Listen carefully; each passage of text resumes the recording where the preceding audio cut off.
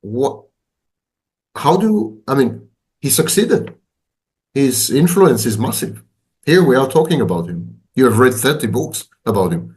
How many Yeah, other historical figures yeah. spend time reading 30 books Yeah. about, no? So to a large extent, he has succeeded. To what do you attribute his lasting influence? I mean, one could be influential within a space of 10, 20, 30 years. Sartre, for example, I'm not quite sure is influential nowadays. I'm not. I know, people read him, analyze him, but I'm not quite sure that he's as influential. However, Nietzsche, Dostoevsky, and so on, they're pretty influential. To what do you attribute his lasting influence beyond the confines of his historical period, context, culture, and so on?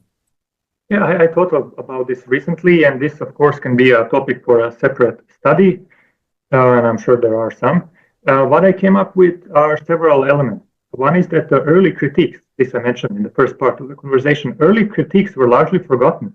When I looked them up, I usually had to go to the original editions or some published just a few years later, still in the 19th century or the first decade of the 20th century. I had to go, read them in the library. You cannot take it out or look it up in the Internet Archive.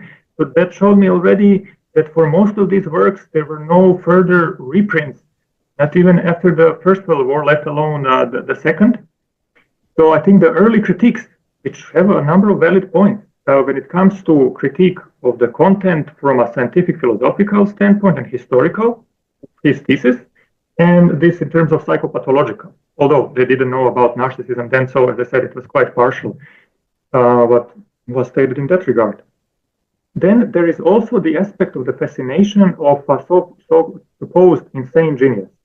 The idea is that insanity could perhaps, in those that are also creative, like he was, allow certain insights that people who are psychologically more or less normal and not clinically insane cannot gain. And this is I think this is one of the most important elements because so many people, even if you give them rational reasons, some of which I stated and a number of his critiques stated and elaborated on, might think, yes, but what if he saw further?